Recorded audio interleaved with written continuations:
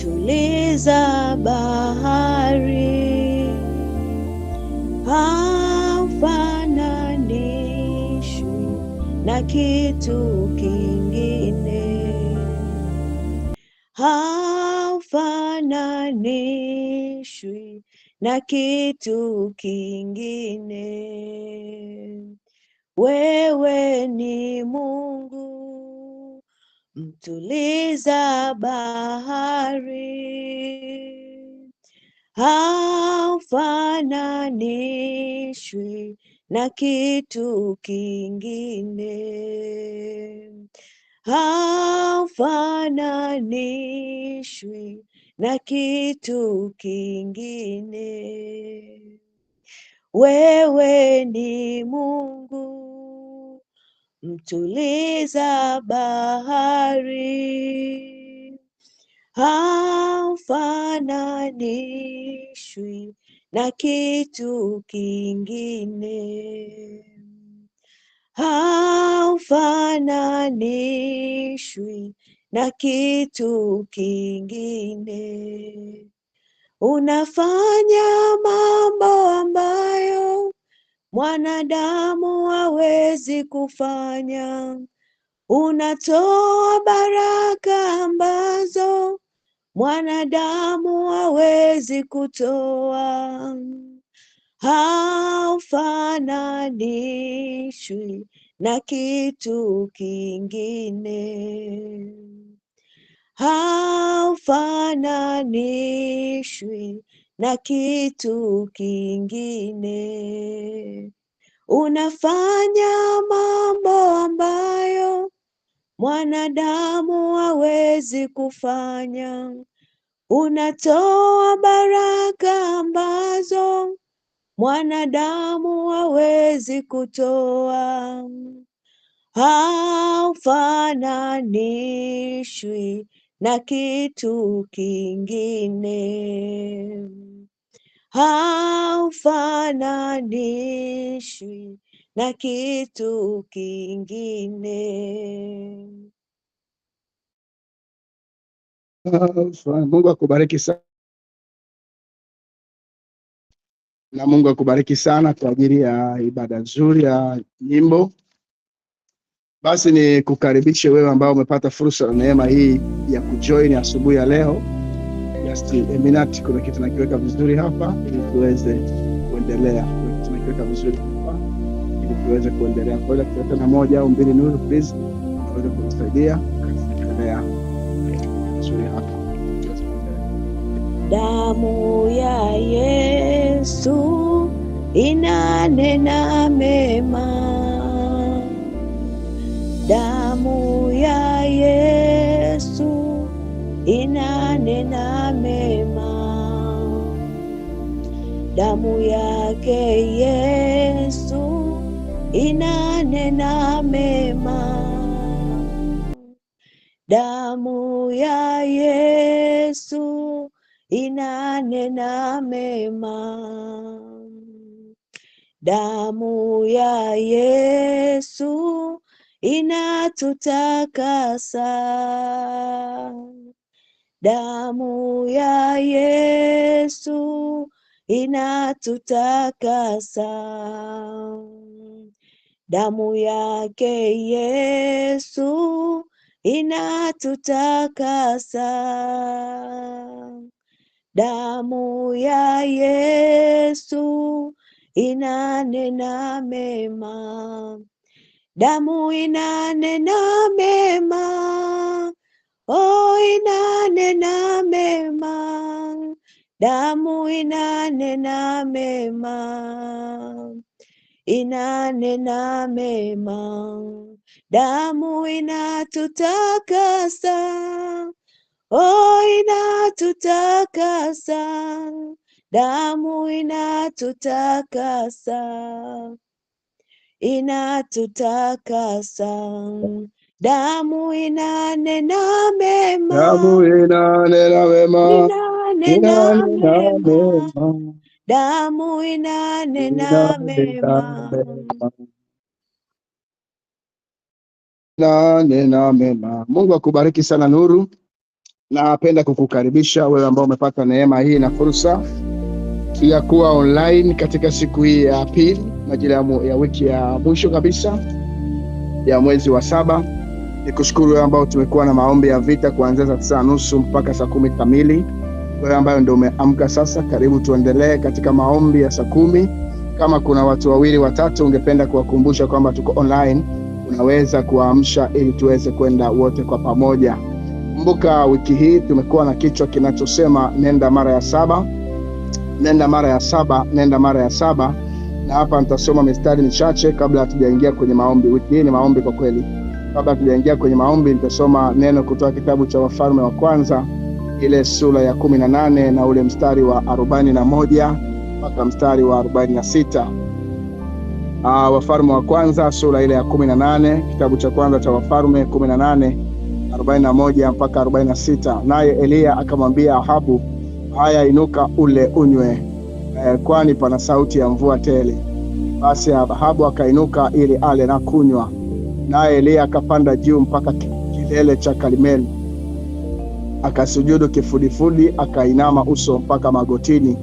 Akamwambia mtumishi wake, kwea sasa utazame upande wa bahari. Ukakwea. Akakwea, akatazama na kusema, hakuna kitu. Naye akanena, enenda tena mara ya 7. Naye akanena, enenda tena mara ya 7.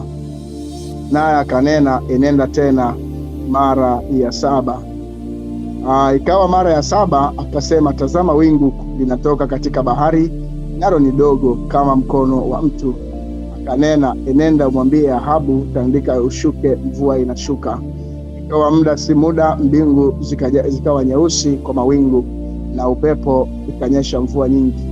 Ahabu akapanda garini, akaenda zake Yezreeli. Mkono wa Bwana ulikuwa juu ya Eliya, akajivika viuno, akapiga mbio mbele ya Ahabu mpaka kuingia Yezreeli. Wapendwa katika Bwana, tunaendelea na maombi wiki hii tunapomaliza majira ya miezi 6 na tunapojiandaa kwenda katika majira mengine ya miezi 6 mingine. Na wiki hii kuna transition ya mwezi kutoka mwezi wa 6 au kumaliza mwezi wa 6 na kwenda kwenye majira ya mwezi wa 7. Kwa sababu ni mwezi wa 7, nikaja na kitu ambacho kinasema enenda tena mara ya 7. Enenda tena mara ya 7. Biblia inatambulisha namba 7 kama namba ya ukamilifu. Namba 7 ni namba ya ukamilifu, namba ya ukamilifu. Yaani ndio ina provide kitu ambacho kimekamilika. Ndio maana ukisoma katika kitabu cha Mwanzo utaona kwamba Mungu aliumba mbingu na nchi siku ya 6, na ukamilifu wa kila alichokifanya ilikuwa ni siku ya 7. Naye akasema siku ya 7 kapumzika. Kwa hiyo ukamilifu wa uumbaji, ukamilifu wa kazi ambayo Mungu aliachilia kwenye kitabu cha Mwanzo inaandikwa katika siku ile ya katika siku ile ya 7. Katika siku ile ya 7. Na hapa tumesoma kitabu ambacho Eliya nabii ambaye Mungu alimtumia, aliyempa unabii wa kufunga mvua kwa miaka 3, na Mungu tena anampa unabii wa kufungua mvua baada ya miaka 3. Baada ya ukame kupita katika nchi, basi Mungu anamwambia Eliya, enenda sasa ukaruhusu tena mvua ipate kunyesha kwenye uso wa nchi. Ndipo Ahabu akainuka ili ale na kunywa, naye Eliya akapanda juu mpaka kilele cha Karmeli, akasujudu kifudifudi, akiinama uso mpaka magotini. Manake Eliya alienda kuomba. Bwana Yesu asifiwe. Alienda kufanya maombi, alienda kumsihi Mungu alete mvua, alienda kumsihi Mungu arejeshe tena msimu wa mvua. Kumbuka walipita kwenye msimu wa ukame kwa miaka 3. Walipita kwenye usimu wa kutoona tena, kutokupanda wala kutokuvuna. Kwa hiyo ilikuwa ni mateso kwa miaka 3. Lakini Mungu alipohitaji kurejesha, alimuomba Eliya tena aende kuomba. Alienda kuomba mlimani. Biblia inasema akasujudu kifudifudi, akainama uso mpaka magotini. Wakati anaomba, anamwambia mtumishi wake, kwea sasa utazame upande wa bahari, nenda ukaangalie kama muujiza wetu umetokea, nenda ukaangalie kama Mungu amejibu, nenda ukaangalie kama kuna lolote, kama kuna ishara yoyote ya kwamba mvua inakuja. Hamna kitu kigumu kama hicho. Yani unaambiwa wewe unajifungia chumbani kuomba, alafu msaidizi wako yeye ni kazi ya kuangalia kama Mungu amekujibu au hajakujibu. Na shida ya mafua, I'm sorry, hajakujibu. Kwa hiyo kuna changamoto ya muombaji kukata tamaa. Si unajua yani wewe umeenda waambia okay, nenda basi ukaangalie kama Mungu ametenda, afu jamaa anakuambia oi, hamna chochote hapa. Tena amemwambia sentence, hamna kitu. Bora atangemwambia, inasema ya kwamba alipoenda mara ya 7 alikuja na majibu ya kwamba tazama, wingu dogo linatoka katika bahari, nalo ni dogo kama kiganja, kama mkono wa mtu, nalo ni dogo kama mkono wa mtu. Kuna kitu gani cha kujifunza hapa?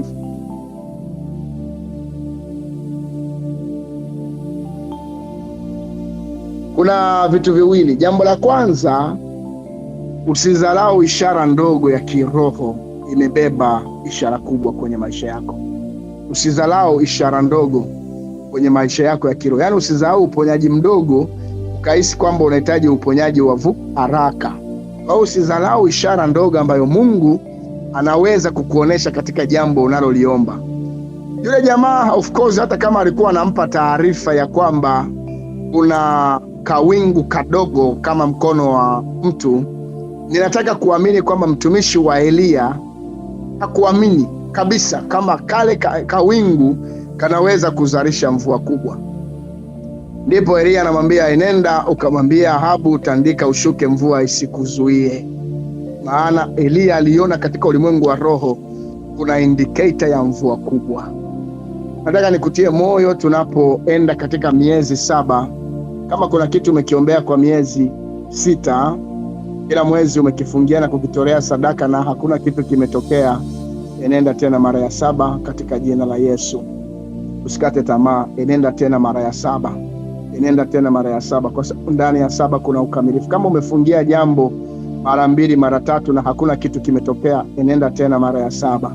Kama kuna kitu umekiombea kwenye maisha yako kwa kweli hakijatokea na ukioni kinatokea, yawezekana 7 ikamaanisha siku, yawezekana 7 ikamaanisha miezi, yawezekana 7 ikamaanisha miaka, enenda tena mara ya 7. 7 yako imebebwa na nini? Enenda tena mara ya 7, kwa sababu 7 yako katika jambo ambalo naliomba ni sawasawa na yule jamaa aliyesema nimsamehe ndugu yangu mara ngapi, akasema 7 mara 70.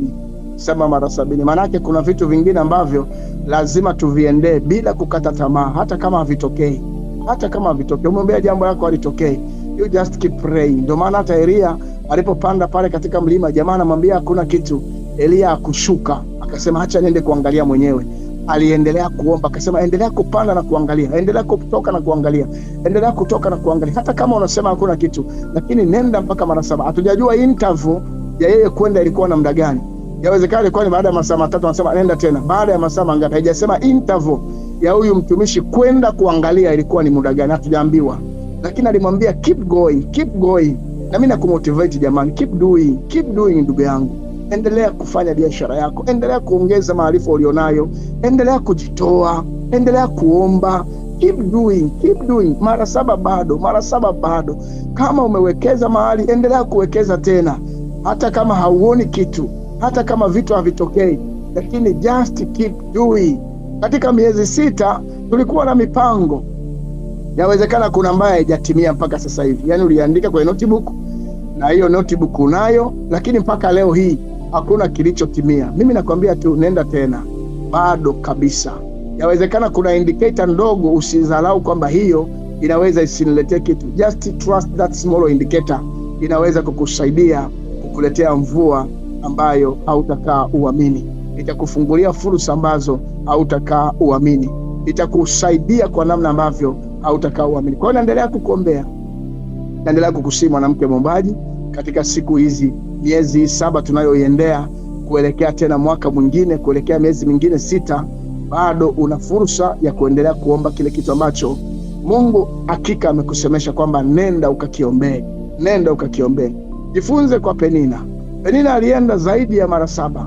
Aliomba kwa mzigo mara nyingi, lakini hakusita kuendelea kuomba kile ambacho alikihitaji, mpaka alipoona ishara ndogo Mungu anaiachilia kwa kinywa cha Eli ya kwamba na Bwana akupe sawasawa na haja ya moyo wako. Neno tu la Eli lilijaza tumbo la yule mwanamke na kuuhisha mayai yaliyokuwa dormant na kufungua mlango wa utumbo wa uzazi, na yule mwanamke akaweza kukonseive. Nami nakutamkia kama Eli, ikawe sawasawa na mapenzi ya moyo wako, kwa namna ya matarajio ya moyo wako, ikawe kwako kwa kile ambacho unakiombea, in the name of Almighty.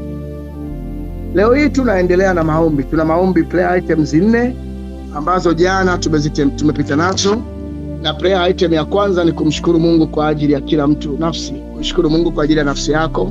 Hii ilikuwa ni prayer item yetu ya kwanza. Nataka tuende tena mbele za Mungu kwa dakika 5, uendelee kumshukuru Mungu kwa ajili ya nafsi yako. Inawezekana kuna kukata tamaa fulani hivi anapita kwa sababu ya vitu mbalimbali kwenye maisha yako, lakini prayer item hii ya kwanza wewe ni kumwambia Mungu, ninakushukuru kwa ajili yangu.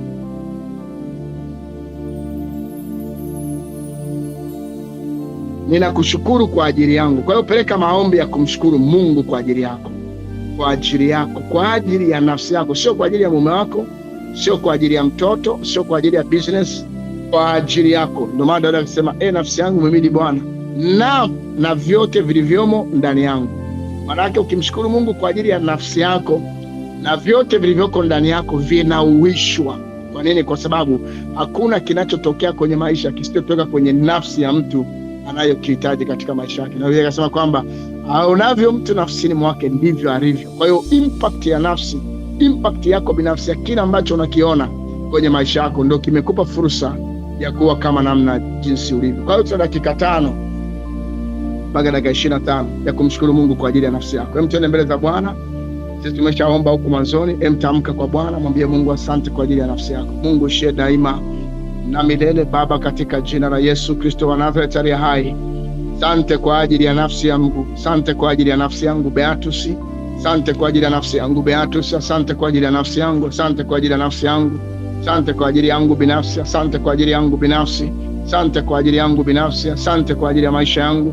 Asante kwa ajili ya kila ninachokifanya. Asante kwa ajili ya kila ninachokiwaza. Asante kwa ajili ya kile ambacho umeweka mikononi mwangu. Nafsi yangu yajua sana ya kwamba pasipo wewe Mungu hakika mimi nitaangamia, lakini katika wewe nina ujasiri wa kuita nafsi yangu ili endelee kuhishwa katika jina lako. Bwana, asante kwa ajili ya nafsi ya maisha yangu. Asante kwa namna ambavyo umetembea na mimi katika majira miezi 6 iliyopita. Umetembea na mimi, umetembea na maisha yangu, umenifundisha, umenielekeza. Hata pale ambako nimekosea, bado umekuwa Mungu mzuri kwangu, bado umekuwa msaidizi kwangu. Ninakushukuru Bwana kwa ajili ya nafsi yangu. Nakushukuru Mungu kwa ajili ya nafsi yangu. Asante kwa sababu umenifundisha kutembea katika nafsi iliyopondeka. Ninakuomba Bwana uendelee kunihimarisha. Ninakuomba Bwana uendelee kunijaza nguvu zitokazo kwako. Nafsi yangu yajua sana ya kwamba nimeumbwa na kutengenezwa kwa mfano wa ajabu. Nafsi yangu yajua sana ya kwamba wewe ni Mungu ambaye unanihudumia. Nafsi yangu yajua sana kwamba wewe ni Mungu ambaye unatembea pamoja nami. Ninasimama alfajiri ya leo kukushukuru kwa ajili ya maisha yangu Bwana. Asante kwa ajili ya kazi ambayo unanipa kuifanya. Asante kwa ajili ya utumishi ulionipa, mafuta ulionipaka Bwana, mikono ulioniwekea ya wateule kwa ajili ya huduma hii Bwana. Asante kwa sababu ulinivisha vazi jipya la kiroho katika huduma ya utumishi wangu Bwana. Asante kwa ajili ya nafasi ambayo unaendelea kutembea pamoja nayo ndani yangu. Ninakushukuru Bwana, ninakushukuru Mungu Roho Mtakatifu. Nafsi yangu yajua sana, nafsi yangu yajua sana ya kwamba wewe ni Mungu ambaye haushindi na jambo lolote. Ninakushukuru hata leo, nakushukuru hata muda huu, ninakushukuru hata masaa haya Bwana. Wewe ni Mungu wa ajabu, wewe ni Mungu wa baraka. Asante kwa ajili yangu, asante kwa ajili ya njia zangu, asante kwa ajili ya kila neno na ulitenda na kila jambo na ulifanya. Asante kwa ajili ya namna ambavyo uendelea kunifundisha zaidi ya mara 7 kuenenda katika madhabahu yako. Ndipo sasa Bwana naendelea kukushukuru, naendelea kulimidi jina lako, naendelea kulibariki jina lako na kuliinua kwa ajili yangu. Umekuwa ni Mungu wa baraka, umekuwa ni Mungu wa ajabu sana. Neema yako Bwana isiondoke kwangu. Endelea kusimama kwa ajili yangu, endelea kusimama kwa ajili ya maisha yangu, endelea kusimama kwa ajili ya kazi, endelea kusema kwa ajili ya vipawa na karama umewekeza ndani yangu. Nafsi yangu Bwana iendelee kukuhimidi, iendelee kukusifu na kukuabudu. Neema ya ajabu iendelee kuzidi ndani yangu. Asante Mungu Roho Mtakatifu, kwa sababu nafsi yangu yajua sana namna ambavyo Mungu unaendelea kunitunza na kunisaidia. Asante kwa ajili ya miezi ambayo imepita sasa. Asante kwa ajili ya mwezi wa 7 tunaoendea. Asante kwa ajili ya majira miezi mingine 6. Mungu, nafsi yangu najiungamanisha na ushindi na kibali katika miezi hii. Najiunganisha na neema yako.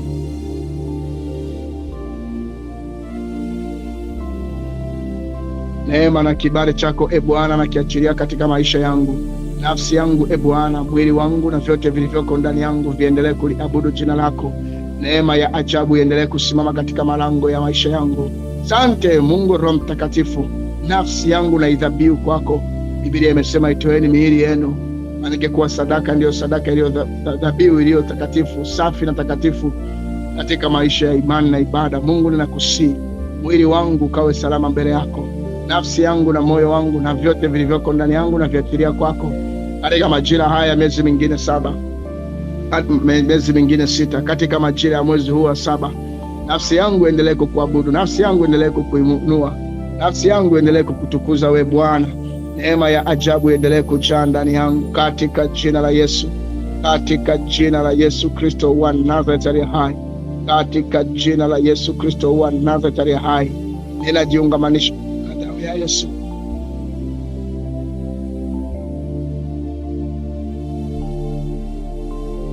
Neema ya ajabu Bwana ikaendelee kusimama kwa ajili ya nafsi ya kila anayeomba.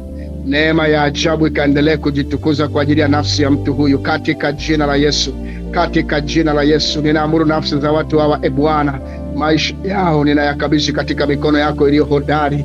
Kibali chako kikaendelee kuzidi, nafsi zao zikainuliwe na we Bwana, katika jina la Yesu Kristo wa Nazareti aliye hai, katika jina la Yesu Kristo wa Nazareti aliye hai. Nafsi zilizoinama, nafsi zilizokata tamaa, mioyo yenye matobo matobo iliyovunjika, inayomwaga damu, isiyokuwa na furaha, ninasimama tena katika lango la kuinua nafsi ya mtu huyu katika jina la Yesu, katika jina la Yesu Kristo wa Nazareti aliye hai.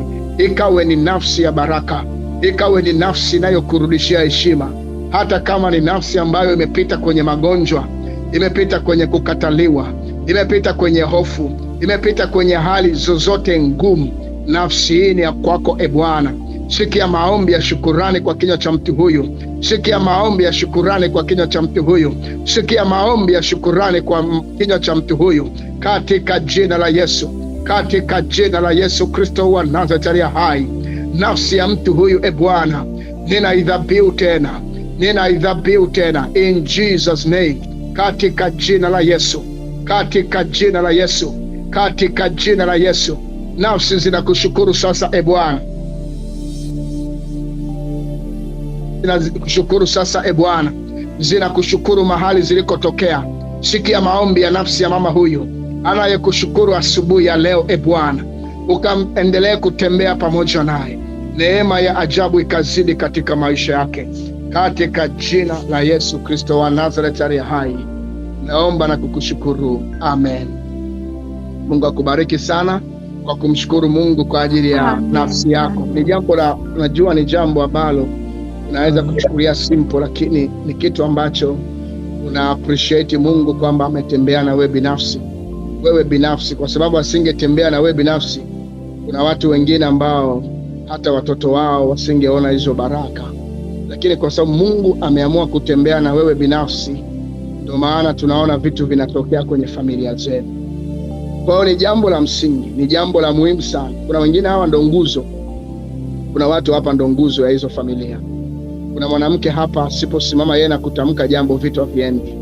Kwa hiyo kuna haja ya kumwambia Mungu, ninakushukuru kwa sababu nafsi yangu yajua sana kwamba wewe Mungu umenipa neema hii, ili uweze kujidhabihu tena nafsi yako kwa ajili ya miezi mingine ambayo inatembea kwenye maisha yako.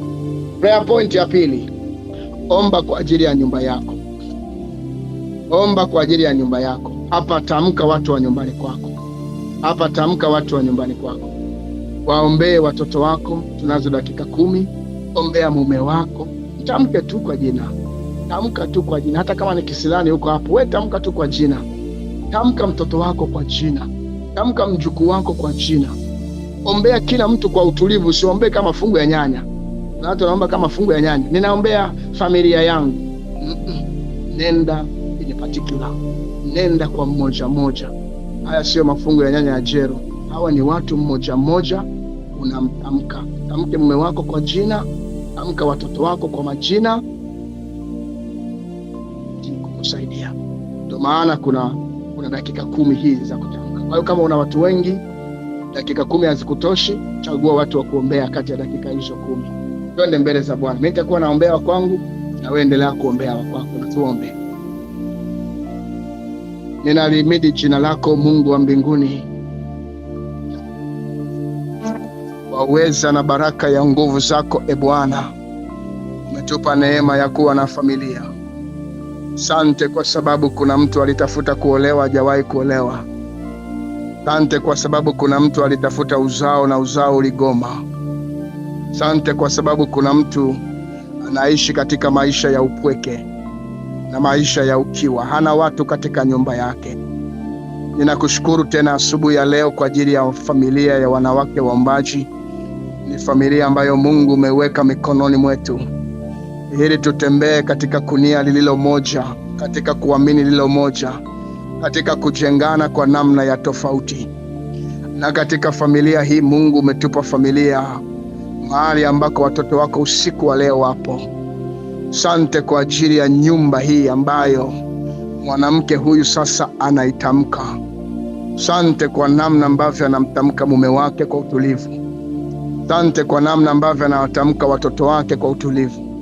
Asante kwa namna anavyowatamka wasaidizi wa nyumbani kwake kwa utulivu. Mungu, ninakushukuru sana kwa ajili yao. Nami ninasimama kwenye lango la asubuhi hii nikiendelea kuinua familia yangu kwa majina yao. Bwana, asante kwa ajili ya mke wangu mpenzi Mchungaji Christina. Baraka ya ajabu ambayo Mungu umenipa kwenye maisha yangu. Umesema nami nitakufanyia wa kufanana naye. Ni wewe Mungu uliyemfinyanga kumtoa katika tumbo la mama yake kwa ajili ya future ya maisha yangu. Ninalihimidi jina lako Yehova kwa ajili yake.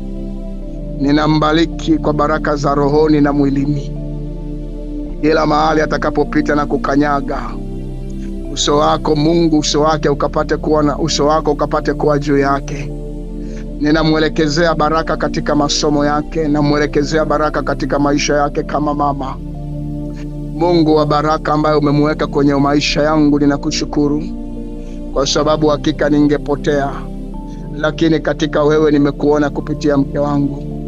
Nami ninambariki, ninamwinua kwa majina yake. Bwana, ikawe ni furaha na baraka kwenye mji wake, ikawe ni amani wakati wa upweke, ikawe ni amani na baraka katika nchi aliyopo. Bwana, mpe kibali mbele ya watu, mpe kibali mbele ya walimu wake, mpe kibali mbele ya marafiki. Msaidie na kumfanya kuwa tofauti na wengine. Ni baraka ya ajabu Mungu linipa. Nifundishe namna ya kumtunza, nifundishe namna ya kutembea naye kwa uaminifu, kinyume na migogoro, kinyume na kutokuelewana, kinyume na mikasa ya giza, kinyume na mafarakano, kinyume na hila, kinyume na uharibifu wa kila namna. Ninamkabidhi mikononi mwako. Mungu ishie daima na milele. Umetupa neema ya kuwa na watoto uzao mteule. Asante kwa ajili ya Michelle Akanganyila. Asante kwa ajili ya Mikaela Ganyila. Asante kwa ajili ya watoto hawa wa kike ambao Mungu umepitisha kwenye familia zetu. Ninakushukuru Mungu kwa ajili yao. Mwaka kwa mwaka, mwezi kwa mwezi, umeendelea kuwa mwaminifu. Hata katika kukua kwao, Bwana, umeendelea kuwainulia watu walio sahihi wanaowatunza. Ni baraka ya ajabu kwenye mikono ya yule mama. Ni baraka ya ajabu kwenye familia hiyo. Namna ambavyo Mungu umeachilia moyo wa upendo kwa ajili ya wale watoto. Ninawaombea kila mmoja kwa jina lake. Mlinde Michelle katika shule yake anayosoma. Mpe ukuu, roho ya ukuu ikawe ndani yake. Roho ya kibali na uchaji, ibada ukaiongeze mara 10 zaidi ndani yake. Msaidie katika eneo la ufahamu, mpe akili katika masomo, maana imesema nitakupa akili katika mambo yote. Ninamwombea Bwana, hata atakapopita kwenye mikono ya walimu wachawi na waganga, yeye atakuwa salama, kwa sababu ni jabali umeliweka katika eneo hilo. Ninamwombea maisha ya uchumi, mpe neema ya kumiliki fedha, mpe neema ya kuwa na maisha bora baadaye, hata maisha yake ya ndoa. Ninazuia roho ya kuzalia nyumbani, kukosekana kwa ndoa kwenye maisha yake. Ninamwombea Mungu ishie daima na milele, amfanye kuwa ni mama wa baraka, amfanye kuwa ni mama wa heshima kila mahali utakapompitisha, katika umri wa utoto hata umri wa utu uzima. Ninambariki tumbo lake, ninabariki maisha yake. Bwana, nuru za uso wako zikamfadhili. Asante kwa ajili ya Mikaela, ninamwinua kwa jina lake. Mungu ishie daima na milele, simwache katika akili yake, mwongezee ufahamu katika umri wake mdogo, mpe neema ya kuiona ndoa mbele ya maisha yake, mwondolee kuzalia nyumbani, kukosa furaha katika maisha yake haitakuwa juu yake. Ninamwombea kwa eneo la uchumi, uwezo wa kumiliki na kuwa na fedha. Neema ya ajabu ikawe juu ya mtoto huyu. Bwana, mlango wa elimu, tumbo lake, maisha yake, nimeyakabidhi mikononi mwako. Asante kwa ajili ya watoto wako naotembea nao katika nyumba hii, ambao wamefanyika baraka, ambao wananihudumia kwa upendo. Mungu ishie daima na milele. Ninamwinua mtoto wako Jason Patience. Asante kwa ajili ya namna ambavyo kijana huyu amekuwa baraka kwangu. Amekuwa ni kijana ambaye Mungu umeendelea kumfanya kuwa heshima, umeendelea kumwongoza katika njia iliyo bora, nami ninambariki tena katika jina la Yesu. Asante kwa ajili ya Datius Benedicto, ninamkabidhi mikononi mwako Bwana, na katika msimu wake mwingine wa miezi mingine 6 mbele yake, ukatembee pamoja naye. Umefanyika kuwa baraka katika nyumba hii, umefanyika kuwa heshima, umefanyika kuwa lango bora la kibali. Nami ninawabariki, nami ninawainua katika jina la Yesu, katika jina la Yesu. Kusiwepo magonjwa kwao, wala mauti, wala hali ya umaskini haitatamkwa kwao. Ninawaombea katika kila kazi wanayoifanya, ilete faida kwenye maisha yako. Asante kwa ajili ya Judy, mtoto wako anayesoma, ninamkabidhi mikononi mwako. Tembea naye katika msimu mwingine wa masomo yake. Mungu ishie daima na milele, ukamfadhili. Neema yako ikaendelee kuzidi juu yake. Ninaibariki nyumba nzima, vitu vilivyopo katika hii nyumba, mipango na ratiba, wanyama, mifugo, chochote kinachofanyika katika nyumba hii, nimekikabidhi mikononi mwako. Sikia maombi ya huyu mwanamke sasa. Bwana, kamtendee kwa kadri ambavyo anaomba, hata kwa machozi. Huyu anayeomba kwa machozi, huyu anayeomba kwa machozi, msaidie. Saidia nyumba yake, saidia moyo wake, saidia kifua chake, katika jina la Yesu, katika jina la Yesu, katika jina la Yesu, katika jina la Yesu, katika jina la Yesu. Imeandikwa, nyumba zitakuwa ni nyumba za ibada. Nyumba zetu zitakuwa ni nyumba za ibada.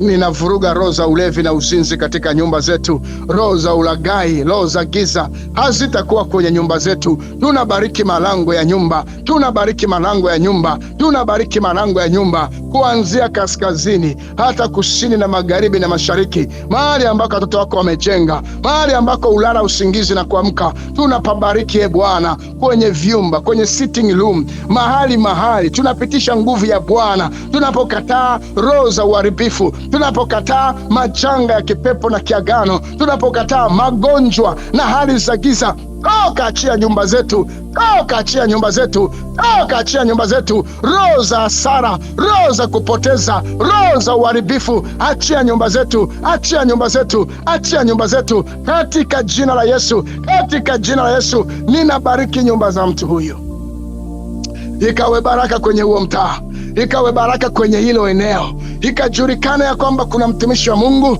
anaishi kwenye hiyo nyumba, ya kwamba kuna mtumishi wa Mungu anaishi kwenye hiyo familia. Nyumba zetu Bwana, ninazifunika kwa damu ya Yesu, ninazifunika kwa damu ya Yesu, ninazifunika kwa damu ya kibali. Nyumba zetu ninazirinda Neema yako Yesu ikawe juu ya nyumba zetu.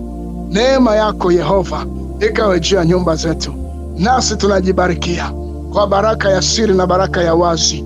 Mkono wako ulio hodari ukazidi kwa karibu, e Bwana, na nyumba za watoto wako, e Bwana, zikaitwe heri. Kila anayeingia na kutoka, wageni wanaoingia na kutoka, nimekataa macho ya kisilani, nimekataa hasara, nimekataa ujinga na upumbavu, nimekataa hila, nimekataa utupu, ukaufu na ukiwa. Hautakuwa kwenye hizo nyumba, wala uchangwa, wala hali ya njaa haitakuwa kwenye hizo nyumba. Katika msimu wa miezi 6, ninakabidhi makazi yetu, ninakabidhi makao ya mtu huyu, ninakabidhi nyumba yake katika jina la Yesu Kristo wa Nazareti. Kila vita inayoiendea hiyo nyumba haitafanikiwa. Vita ya wazi na siri haitakuwa kwenye hayo malango. Neema ya kifalme ikafunike nyumba za watu hawa, e Bwana, waliopo kwenye nyumba zao, watoto kwa wakubwa. Kila kinachowazwa, kila kinachofanyika kilete heshima. Wala dhambi haitatamkwa kwenye hizo nyumba, wala dhambi haitaandikwa. Ninazitakasa kwa msimu mwingine wa miezi 6. Asante Roho Mtakatifu, kwa sababu mauti haitapita, wala makaburi hayatachimbwa, wala majeneza hayataingia kwenye hizo nyumba. Ninaziombea. Nyingine zina wagonjwa, ninaziombea uzima. Nyingine zina watu wamekata tamaa, ninawaombea uwezo wa kusonga mbele katika jina la Yesu Kristo wa Nazareti aliye hai. Asante Mungu ishie daima na milele. Ninalitukuza jina lako, ninaliabudu. Ni neema ya ajabu natembea pamoja na sisi, kwa utukufu na wingi wa jina lako Kristo Yesu ishie daima milele na milele. Amen. Ya jina Yesu makofi. Nikushukuru Mungu kwa mambo haya. Asante Bwana Yesu, sifa na utukufu kwako. Mungu akubariki wewe uliyeombea nyumba yako. Ni jambo zuri sana kuendelea kuitamkia nyumba yako na kuiungamanisha na baraka na amani ya msimu wa miezi 6. Kwa hiyo ujifunze kuombea vitu in particular, kimoja kimoja. Yaani unaweza ukaombea kimoja kimoja mpaka ukaenda nusu saa. Kwa hiyo nimekukataza kuombea vitu kama mafungu ya nyanya au mafungu ya malimao. Ombea kitu kimoja kimoja, kwa namna ambavyo Mungu anakupa mzigo wa jambo moja moja. Bwana asifiwe. Tuko pamoja kanisa? Amen. Tuko pamoja? Amen. Amen. Amen. Sasa tuende mbele za Bwana, tutamke neno kwa ajili ya Team Birthday.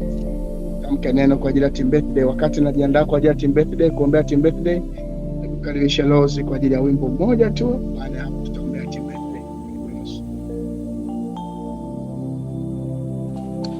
Amen. Hakuna usiloweza,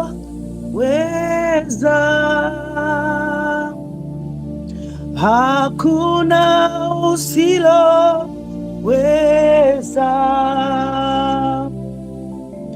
hakuna usiloweza,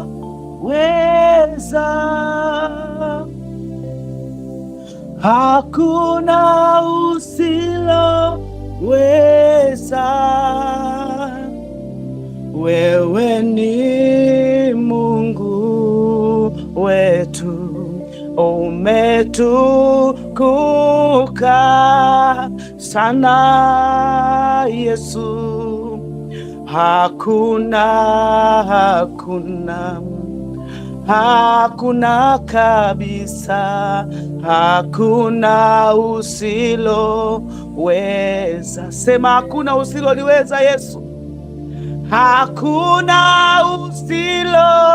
usiloweza Yesu. Hakuna usiloweza. Wewe ni Mungu, wewe ni Mungu wetu, umetukuka sana Yesu. Sema hakuna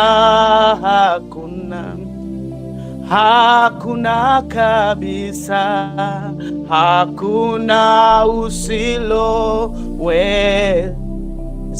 maishani mwetu. Hakuna usiloweza, hakuna kabisa, hakuna usiloweza, hakuna kabisa. Wewe ni Mungu wetu, umetukuka sana. Hakuna kabisa, hakuna usiloweza maishani mwetu, hakuna usiloweza. Liwe gumu kiasi gani, Yesu, hakuna usiloweza. Wewe ni nani? Wewe ni Mungu wetu, umetukuka sana. Hakuna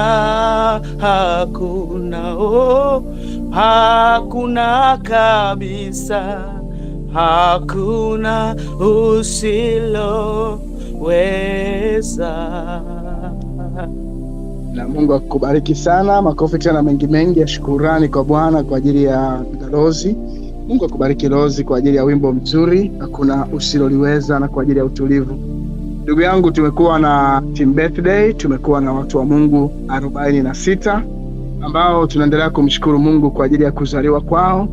Nikaribishe watu wachache ambao wangetamani kutoa shuhuda au kumshukuru Mungu kwa ajili ya timu hii birthday, ili Mungu apate kuonekana kwa ajili ya ili upate kutujenga kwa ajili ya namna ambavyo Mungu alikupa neema aidha ya kuzaliwa au kwa ajili ya rafiki yako ambayo ulimwandika. Basi tutakuwa na dakika kidogo za kupata na saa 2-3 kwa wale ambao walikuwa na team birthday, yani walikuwa wameandika majina yao kwenye birthday. Kama kuna mtu anatamani kusema jambo, ninaomba tu nimkaribishe, nyosha tu mkono tukupe fursa ya kutamka kwa ajili ya mtu huyo, na baadaye tutafanya maombi ya kuombea wote kwa pamoja. Kama kuna mtu yuko tayari, ninamkaribisha sasa. Karibu sana Kokuchaba, useme jambo rafiki. Bwana Yesu asifiwe sana. Namshukuru Mungu sana kwa ajili ya mwezi huu wa 6 ambao tunaumaliza. Birthday yangu ilikuwa tarehe 24. Namshukuru Mungu mno kwa sababu umekuwa mwaka wangu huu wa baraka sana. Mwaka jana ulikuwa mwaka wa baraka pia, lakini huu umekuwa wa baraka zaidi kwa sababu Mungu amenibariki uzao katika umri huu mzuri ambao nauendea kwenye 46. Yaani namtukuza Mungu sana kwamba katika mwaka huu ndipo Mungu alipoamua kufanya matendo yake makuu. Kwa nimemuona Mungu. 2026 ilikuwa na changamoto hapo nilipoanza, lakini bado Mungu hakuniacha mpaka nimefikia birthday yangu ya mwaka huu. Namtukuza Mungu mno kwa matendo yake makuu. Sina neno zuri la kumwambia Mungu zaidi ya kusema asante. Mungu ni mwema kila wakati, na nitaendelea kumtukuza, nitaendelea kumwabudu, nitaendelea kumtangaza. Yaani nitaendelea kusema kila kitu juu ya Mungu. Hakuna mtu ambaye anaweza kuona moyoni mwangu namshukuruje Mungu. Haijalishi ninapita katika nini, haijalishi niko wapi, lakini bado naendelea kumtukuza Mungu na kumwamini kwa matendo yake makuu. Amenifanya kuwa wa baraka, na naamini nitaendelea kufanyika baraka kwa ajili ya wengine. Lakini zaidi ya yote namshukuru Mungu, na ninawashukuru nyie pia kwa kutubeba na kutuombea kila wakati na kila saa, bila kusahau kuendelea kututunza kwa maneno na kwa faraja na kwa matendo yake ya kila siku. Mungu awabariki sana. Sina maneno mengi ya kusema zaidi ya hiyo. Asante. Hakuna usiloweza, hakuna usiloweza. Yesu, wewe ni Mungu wetu, umetukuka sana. Yesu, hakuna hakuna kabisa, hakuna usiloweza. Mungu akubariki sana Kokshaba, neema ya Bwana iwe kwako. Tuongeze tena makofi kwa ajili ya namna ambavyo Mungu kwa kweli amempa uzao katika umri wa utu uzima, neema ya ajabu sana hiyo. Mungu anaendelea kutenda kwa ajili yake, na tunamwombea mtoto makuzi yaliyo mazuri, baraka ya heshima, malezi ya neema yakapate kuwa juu yake. Kwa kweli muujiza. Amen. Mengi namna ambavyo amepita kwenye struggle ya kupata mtoto. Mungu mzuri kwa kweli. Mungu ni mzuri kwa sababu anajua destiny zetu na anajua anachotutakia kuweza kuwa nacho. Na kupongeza tena rafiki kwa ajili ya umri wako, na kupongeza tena rafiki kwa ajili ya binti yetu. Amen. Kupongeza kwa ajili ya mambo mengi ambayo Baba, katika jina la Yesu, na tunalihimidi jina lako kwa ajili ya Kokshaba Kiiza, mtumishi wako Bwana, ambaye ulimpa neema ya kupakata mtoto katika umri ambao umempa Bwana. Wako watu wengi hawawezi tena kuzaa watoto katika umri huo. Wako watu wengi wakijaribu kuzaa wanaona mauti na wafuata, lakini huyu ulimsaidia, na kwa kuwa ulimsaidia, ulimpa mtoto afanyike kuwa heshima kwenye maisha yake na kwenye kusudi lako, iwe ushuhuda unaoishi. Ninamwombea katika miaka yake, ninamwombea katika birthday yake, utembee pamoja naye ili utukufu na mamlaka, nguvu na heshima viendelee kuzidi kwake, katika jina la Baba na Mwana na Roho Mtakatifu. Amen. Karibu na Glory. Bwana Yesu asifiwe. Wamama, Bwana Yesu asifiwe. Baba mchungaji, mimi nataka nimshukuru Mungu kwa ajili ya mume wangu. Mwezi wake alizaliwa tarehe 6 mwezi wa 6 tarehe 5. Namshukuru Mungu sana kwa ajili yake. Ni mume ambaye anampenda Mungu, ni mume ambaye ana fear of God, ni mume ambaye anajali familia, mwenye upendo wa ajabu mno. Kwa kweli namshukuru Mungu sana. Nakumbuka hata mamangu alivyokuwa hajafariki, alivyokuwa mzima, alikuwa anasemaga, kila ukiongea na mama ananiambia, Gloria, how is my Scott? Yani alikuwa anasemaga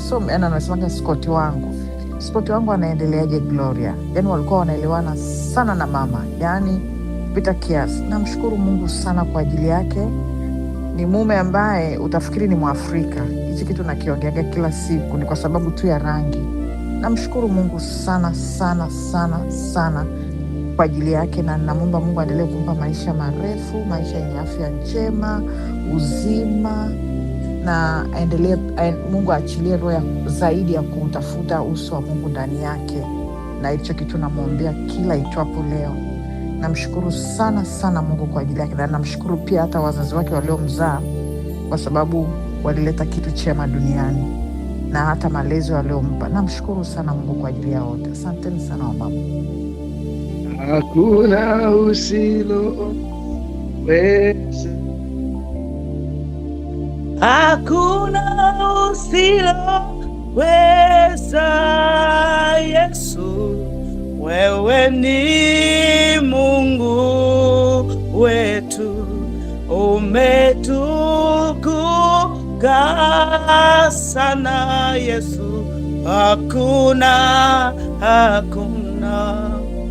Hakuna kabisa, hakuna usiloweza.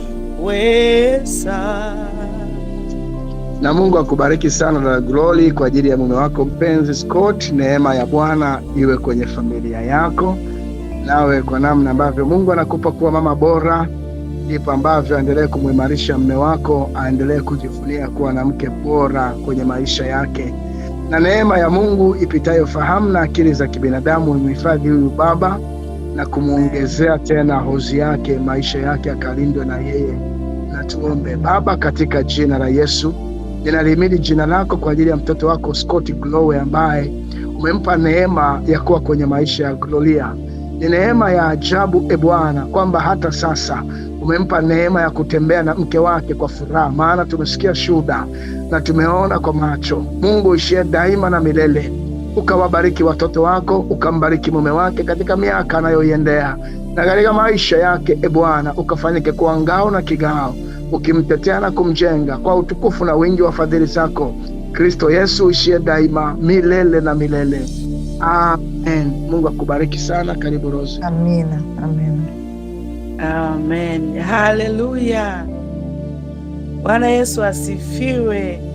Amen. Amen. Hakuna linalomshinda Mungu katika maisha yetu. Huu wimbo wa asubuhi ya leo nimesikia furaha sana ndani yangu kuuimba, kwa matendo ambayo Mungu anafanya kwa mwanadamu.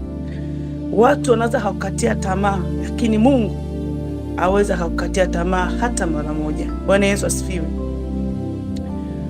Kuna mabinti humu kwenye group letu, mimi nawatia moyo.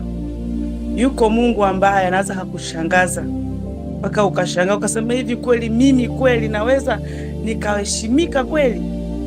Yuko Mungu anayetupa heshima. Bwana Yesu asifiwe. Nina mume wangu kipenzi sana ambaye Mungu alinipa, ananipenda. Namshukuru sana Mungu. Sijawahi kupata upendo wa kiasi hiki, lakini Mungu amenipa mume mzuri sana. Anaipenda familia yake, na birthday yake ilikuwa siku ya tarehe 3 mwezi wa 6, na leo tutamshukuru Mungu. Mungu amekuwa mwema sana kwenye maisha yangu. Wale ambao walishafiwaga na wazazi, nafikiri mnajua jinsi ambavyo maumivu mnayopitia ukiwa peke yako, yani afu auoni msaada, auoni mtu wa kutia moyo. Zaidi sana unasikia maneno magumu tu, mtu anaweza kutamkia neno hapo, unabaki unatembea na unalia peke yako njia ya siri. Lakini kwa Mungu yote yanawezekana. Huyu baba amekuwa mwema sana, mume wangu kipenzi. Hata anizuii kufanya chochote kile cha kimungu, aniambia nenda mke wangu fanya. Na amekuwa wa kwanza kuniamsha hata kwenye maombi. Anachukua simu, ananipa, ananiambia mke wangu ingia kwenye maombi. Kwa kweli baba huyu nampenda sana. Namuombea kwa Mungu aendelee kumuweka, aendelee kutuza familia yetu, tuendelee kumfurahia na kumtukuza Mungu kwa matendo yake makubwa. Amen. Hakuna usiloweza, hakuna usiloweza, wewe ni Mungu wetu, umetukuka sana Yesu. Hakuna kwangu, hakuna kabisa, hakuna usiloweza. Mungu akubariki sana Rozi. Hivi jina hapa imeandikwa jina gani? Najaribu kuangalia jina lako kwa sababu ya wengi na wafanyiki. Mtamkie jina chapo hapo, niliangalia hapa. Jina anaitwa Muta Kailembo. Nimeona sana, kwa nitafuta sioni kabisa. Mungu akubariki sana. Naomba tumshukuru Mungu kwa kweli ya mume wake ambaye, yani kwa namna ambavyo unatoa ushuhuda ndivyo ambavyo nasi pia tunaushuhudia. Kwa namna ambavyo imekuwa ni baraka hata kwenye huduma yetu, kukupa muda wa kuimba, kukupa muda wa kutumika. Amekuwa good husband hata kwenye maisha yetu ya utume. Mungu akubariki sana, na tunamwombea baraka nyingi sana baba huyu miongoni mwa wanaume wachache not in a squad, wachache kabisa ambao wana motivate na kuencourage wake zao kufanya kazi ya Mungu kwa kiwango kikubwa namna hii. Na tutamke neema na baraka kwa ajili ya Muta, ili Mungu aendelee kusimama kwa ajili yake. Mungu wetu ushie daima na milele. Asante kwa ajili ya mtoto wako Muta Kailembo, neema ya ajabu ambayo umeweka kwa ajili ya maisha yake Bwana. Asante kwa ajili ya roho ya ibada na uchaji ambayo umempatia, zaidi kwa ajili ya mke wake Rozi, ambao Mungu umewapa neema ya kutumika katika madhabahu mbalimbali. Umempa neema ya kutumika Rozi kwenye madhabahu ya Family Prayer Women, lakini kwenye madhabahu ya Mongora Ndege na mahali pengine Bwana. Inaendelea kukushukuru, si kwa sababu Rozi anakupenda we Bwana, ila ni kwa sababu nyuma yake kuna yule ambaye anamtia nguvu katika pendo lililoko ndani yake. Ndiposa Bwana, ninamwombea ulinzi na kibali na mamlaka na nguvu na uweza mtoto wako Mute Kailembo, ukamlinde katika umri wake, katika kazi zake. Bwana, tembea naye katika kila kazi anayoifanya, na ukuu wako upita ufahamu na akili za kibinadamu ukamuhifadhi, kwa utukufu na wingi wa jina lako Kristo Yesu, uishie daima milele na milele. Amen. Mungu akubariki sana. Asante sana. Karibu dada Irene, na Nuru atamalizia, atakuwa mwisho. Asante mchungaji. Bwana Yesu asifiwe. Amen, amen. Amen. Namshukuru Mungu kwa ajili ya mwezi huu wa 6. Ni mwezi mzuri kwa familia yetu. Kaka yangu mkubwa anaitwa Geoffrey Manase, utamuona kwenye listi. Alizaliwa tarehe 1 Juni. Namshukuru, ni hakuna ambaye anaweza kumsema ndugu yake vibaya kwa kweli. Si unajua tena ukiwa dada ndio unaona kama ndio, ila sijuagi hata kusemwa vibaya na kaka, hata kugombezwa. Yani ni kaka aliyenidekeza sana. Kwa hiyo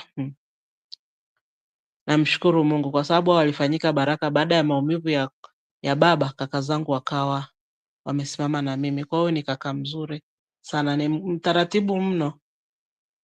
Hata kumwambia asimame mbele za watu aongee hawezi. Siku zote anatutangulizaga wadogo zake. Ndio kaka yetu mkubwa. Hata kufahamika kwenye familia watu wanashangaga tu kama tukaambiwa ndio kaka yetu, wanashangaa. Very polite, yani ni mtu mkimya, lakini namshukuru Mungu kwa maisha yake. Na pia tarehe Mungu na kuendelea kufikia lile kusudi Mungu alilomkusudia. Ni mtoto amekulia mikononi mwangu, ni mtoto pia, pamoja na kwamba amezaliwa na kakangu, lakini mimi ni mtoto wa madhabahuni kwa sababu mimi ni mama yake wa ubatizo. Kwa namshukuru Mungu kwa mbaraka huo. Sina mengi ya kusema zaidi ya kusema asante Mungu kwa sababu wote hao wamekuwa baraka. Ninaomba niishie hapo. Nashindwa kusema mengi kwa sababu mengine ameshasema na wapendwa wetu. Mtoto ndani ya familia ni baraka. Mungu awabariki sana. Kuna usiloweza, hakuna usiloweza. Wewe ni Mungu wetu, umetukuka sana Yesu. Hakuna Yesu, hakuna kabisa, hakuna usiloweza. Na Mungu akubariki sana dada Irene kwa ajili ya Nerusigwe Bwakisa pamoja na Geoffrey Manase. Mungu akubariki kwa kuwa dada bora, lakini kwa kuwa mama mzuri sana kwa ajili ya ndugu zako na kwa ajili ya watoto ambao umeendelea kuwatunza na kuwalea. Kwa kweli Irene ni mama wa wengi, ni mama wa wengi sana sana. Kwa hiyo ninakuombea tena baraka za Mungu kwa kadri ambavyo Mungu amekupa mzigo wa kumenta na kutengeneza uzao wa baraka, ndipo Mungu aendelee kuachilia neema ya ajabu kwenye nyumba zenu. Ninakushukuru Mungu Baba katika jina la Yesu Kristo kwa ajili ya mtoto wako Geoffrey Manase pamoja na Nerusigwe Bwakisa, ambao Mungu umewapa neema ya kuwa baraka kwenye maisha ya Irene. Umewapa baraka ya kuwa watu bora. Hata leo hii tunawatamka, si kwa sababu wanastahili kutamkwa, ila ni kwa sababu unawarehemu na kuwahurumia, ili waendelee kufanyika kuwa ni baraka na heshima kwenye nyumba zao. Ninawaombea wanapoendea mwaka mwingine katika maisha yao, waongoze na kuwafanikisha. Kibali na mkono wako Bwana kikazidi, ili utukufu na heshima na enzi, mamlaka, nguvu na uweza viendelee kuzidi ndani yao, katika jina la Yesu Kristo aliye Bwana Mwokozi wetu tumeomba na kukushukuru. Amen. Mungu akubariki sana dada Irene, na tumewatakia baraka za Mungu Geoffrey pamoja na Nerusigwe Bwakisa. Karibu Nuru, itakuwa mwisho. Asante mchungaji. Bwana Yesu asifiwe. Amen. Amen. Amen. Mimi Amen. kwenye listi nimemwandika Halan Malekela, mtoto wangu wa pili, pamoja na Felix Malekela ambaye ni shemeji yangu mdogo.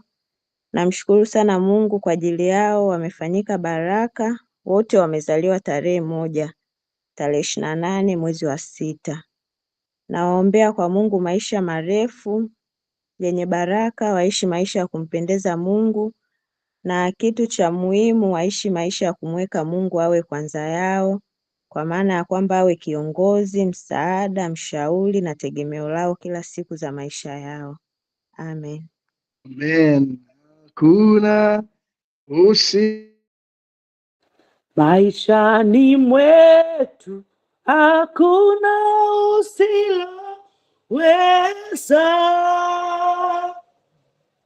hakuna usiloweza.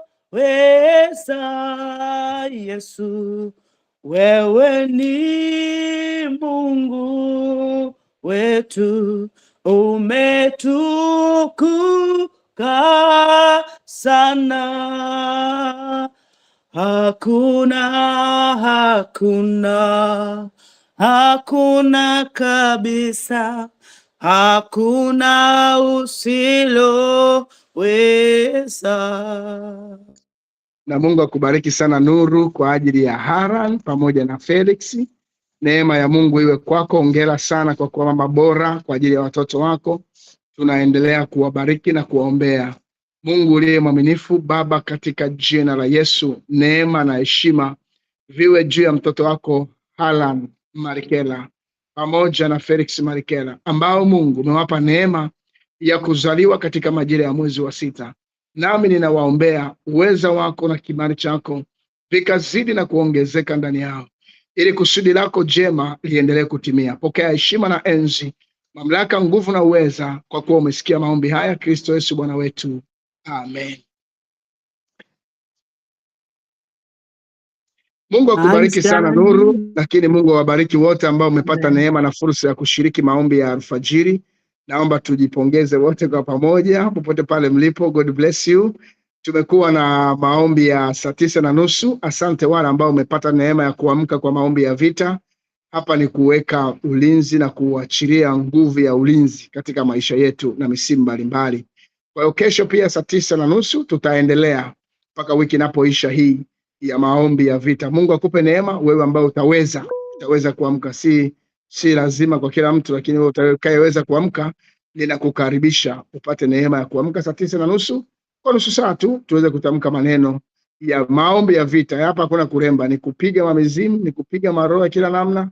Hapa tunacheza tu na navunja na haribu na vuruga. Ni muhimu sana wakati mwingine kwa muda huu kuhakikisha kwamba ngome za Mungu, ngome za adui zinaachia kwa ajili ya maisha yetu. Kwa hiyo nitakukaribisha tena saa 9:30 kesho, Mungu akikupa neema ya kuamka. Lakini pia niendelee kuwashukuru wale ambao tumeendelea kuandika majina. Tumeendelea kuona kwamba watu kwa kweli wapo kumbe watu wapo bwana, watu wapo na wanaweza kuandika kinachozungumzwa, na hii ni ishara ya kwamba kumbe watu wanasoma, watu wa wabanduki wanajifunza. Kwa hiyo niwapongeze wale ambao tumekuwa active. Mara nyingi hatuzidi 30, lakini kule kwenye list tuko zaidi ya watu 50 na ambao wanaendelea kuandika majina yao. Kwa hiyo inaonyesha au macho watu wapo. Lakini tupata asante Dr. Kalijina Kapinga kwa kutusaidia, maana kuna watu wengine walikuwa wasome utaratibu. Tutashaandika mpaka Bakali, mpaka Ali Sunani. Sasa tukiandika familia zote tutaweza kweli kusoma hiyo listi? Sisi tunataka kuimarisha familia, family of prayer women. Tunakujenga wewe, tunakuombea tu wewe. Ili wewe ukiimarika, si utawaimarisha na wengine jamani? Sisi tunakuombea wewe glory, wewe uwaimarishe wengine, uwajenge wengine. Kwa hiyo nguvu za Mungu zikiwa kwako, wewe utafanyika kuwa the best in your family. Utachukua part ya kuombea wengine. Kwa hiyo hatuwezi kuombea kila mtu. Kwa hiyo niwashukuru wale ambao umeandika majina. Next week itakuwa ni issue ya kuombea majina hayo, na tutayagawa kwa siku. Kwa hiyo kama tukisema siku hii tunaombea watu 10, nitakuwa nimewaanalyze ni watu 10, na siku hiyo wote tunatamka neno kwa ajili ya watu 10 mpaka wiki nzima itakapoisha. Na Ijumaa inayokuja itakuwa ni Ijumaa ya mkesha, Ijumaa ya sadaka ya shukrani kwa kumaliza mwezi. wa 6 na kuweza kujiungamanisha na miezi mingine 6 iliyoko mbele yetu. Nikushukuru sana wewe ambaye kwa kweli unajitahidi kuamka, unapata fursa ya kuomba. Si kazi ndogo, lakini Mungu na akulipe kwa wakati wake. Naona kuna mikono miwili hapa. Atapo mkono wa Lozi kama tayari umeshamaliza jambo lako sawa, lakini pia mkono wa daktari. Nikukaribishe Daktari Regina kwanza. Lozi kama atakuwa na jambo la kusema. Karibu.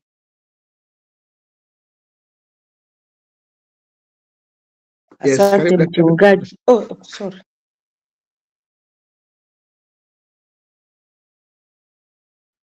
Rosi, unaanza? Bwana Yesu asifiwe. Amen. Mchungaji, samahani kidogo. Kuna watu wengine wanatamani kupiga makofi, wengine wanatamani kutoa ushauri, lakini kwenye kubonyeza hizo za kupiga makofi hawajui, hawaoni vile sehemu ziwasaidie kuwaelekeza leo. Sawa. Acha we. Sawa Lozi, nimepokea jambo hilo. Mungu akubariki sana. Tawaelekeza. Karibu daktari. Asante mchungaji. Kwenye hiyo listi ninachoomba tu kwa imeshavurugika kiasi kwamba majina mengine yameshatemwa, kwa sababu watu wakija anachukua ile listi ya juzi ndio anaongeza jina lake. Kwa hiyo unakuta sasa wengine sasa inakuwa wengine wanaongezea hapo. Naomba tu kwamba mtu akiandika aende scroll mpaka apate listi ya mwisho ndio aongeze jina lake. Watu wengi wanafika kwenye listi za katikati, anaandika jina lake na anaiposti. Akishaiposti wale wengine sasa wanatemwa. Kwa hiyo ninavyoona kuna watu walioandika majina mwanzo hawamo tena. Sasa sijui tufanyeje. Ndio hivyo, ndio nilichokuwa naomba kwamba yeyote atakayetaka kuandika aende mpaka listi ya mwisho. Yaani usikurupuke ukakuta listi hapo ukaweka jina lako. Scroll mpaka listi ya mwisho alafu ndio uweke jina lako. Sasa unakuta inakuwa ni kazi. Watu wengine akishaweka hiyo ya katikati, basi listi imekufa, kwa sababu wale wengine sasa hawataonekana. Ndio hivyo. Ni hicho tu ndio nitaka kuongezea. Asante sana mama. Ndio. Nakushukuru sana. Labda jambo la kufanya, Mungu kama atanipa neema ya utulivu, tunaweza kuwa tunaangalia juu, tunatembea kwa namna ambavyo this time baada ya kuwa tumerekebisha kidogo, kuna watu walienda vizuri, hawakuandika majina ambayo hayapo. Kuna kina Susan Kihawa hawamo tena humo tena. Walikuwa wameandika juu kabisa. Hawamo tena humo tena. Nasema kina Susan Kihawa hawamo tena kwa sababu nilikuwa ni wa mwanzo kabisa. Watu wakaja katikati humo wakaingiza majina, kwa hiyo ile ambayo daktari, ile ambayo ilikuwa na kina Susan nilifuta, tukaanza upya. Kwa hiyo kuna wale ambao walikuwa wameandika, sijui kama atakuwa aliandika mara ya pili, nitaangalia, lakini kuna wale ambao nilifuta baadaye tukaanza upya, lakini nita cross check. Nitapata Mungu anipe neema ya kupitia kuangalia nani kapotea au nani kadondoka, na tukiweza kufanikiwa kujua nani kadondoka, tusisite kuaddress kwenye kundi kule ili watu wote waweze kuonekana. Lakini asante for the good concern, tutaendelea kuiangalia. Lakini pia wanao vurugu rafiki hawa, basi hawa watakatifu wa Mungu wanaamka kila siku asubuhi, kuna ngoma huko zinavurugaga hisi, kuna kitu gani huko hisi, naona majina tena anakuwa taelewi kinachoenda, asombi. Damu ni changamoto jamani, lakini tunajifunza mchezo namna ya kwenda. Niwashukuru sana. Maelekezo ya kubonyeza hizi sehemu za kupiga makofi, hapo chini kuna icon moja, alama moja imekaa kama alama ya video. Hiyo ukigusa kidogo tu tutaanza kukuona huko, na sisi watu tuna mute, hatuhitaji kuwaona watu usiku wale walipo. Lakini alama ya pili imekaa kama mic, kama kaua. Ile alama ndio ya kuzungumza. Ukitaka kuzungumza unaigusa pale, unazungumza, tunakusikia. Ukipagusa una mute, tunakuwa hatukusikii. Alama ya tatu ni alama imekaa kama kadude hivi. Icon kama kanacheka hivi, kana vidude vidoti. Ukikagusa hako utaona kuna alama nyingi zinakuja. Kuna alama ya ua, kuna alama ya kidole, kuna alama ya kupiga makofi, alama ya kucheka, alama ya kulia, alama ya kushangaa. kuna alama nyingi tu, kwa hiyo unachagua, unashangaa, unapiga makofi, una appreciate, utatuambia. Lakini pia kuna vidoti vimekaa kama vidoti 1, 2, 3. Ukigusa vidoti hivyo, huko utakuwa unaelekea kwenye sehemu ya kuandika message. Kuna mahali pameandikwa chati. Ukigusa chati ile, unaweza kuandika uwanja wa message na ukaandika message tukaisoma wote online. Asante uliokuwa unapata shida, Mungu akufanikishe. Ukiona hujaelewa vizuri, unaweza kunicheck inbox tukafanya majaribio kwa wakati mwingine. Basi Mungu akupe neema na baraka ambao umepata kusali pamoja nasi alfajiri ya leo. Tukutane kwenye Bible study mchana, lakini kabla ya kutawanyika, tamka neno kwa ajili ya malango ya siku yako unapojiandaa kwenda kazini. Wewe ambao unajiandaa kwenda kazini na ratiba zako, tamkia neema neno la Bwana katika malango ya siku yako unapoelekea kazini. Na nyinyi ambao wanakaribia kulala, Mungu awape neema na baraka katika usiku mlionao. Baba, katika jina la Yesu, tunabariki malango ya siku, tunabariki hatua zetu, mahali ambako watoto wako watapita kuelekea kazini. Wako ambao tayari wapo kwenye magari wanaelekea kazini kwa sababu wanatoka mbali. Wako ambao wanajiandaa hata sasa kukimbia kwenda kazini. Ninabariki kila mtu hatua yake ya miguu ikalindwe na wewe Bwana. Kila aendaye kufanya kazi, kila atokaye nyumbani kwake, Mungu kamlinde. Ninawaombea hawa ambao kwao ni usiku, uwape usingizi mzuri, ukawalinde na mabaya na hatari za yule mwovu, ukawafadhili na mkono wako ukapate kuwa na mamlaka na nguvu, vyote vibaki kwa kwako Kristo Yesu, uishie daima milele na milele. Amen. Na Bwana akubariki, akulinde, akuangazie ule uso wake, akufadhili, akuinulie uso wake, akupe amani. Akubariki Mungu Mwenyezi, Baba na Mwana na Roho Mtakatifu. Amen. Tushiriki sana. Amen. Amen. Sema amen. Kristo Neema ya Bwana wetu Neema ya Bwana Yesu Kristo na upendo wa Mungu ushirika wa Roho na Mtakatifu ikae na sote. Amina. Mungu awabariki jamani, bwana, siku njema. Asanteni. Amen. Asante na wewe pia, muwe na siku njema wote. Mungu awabariki.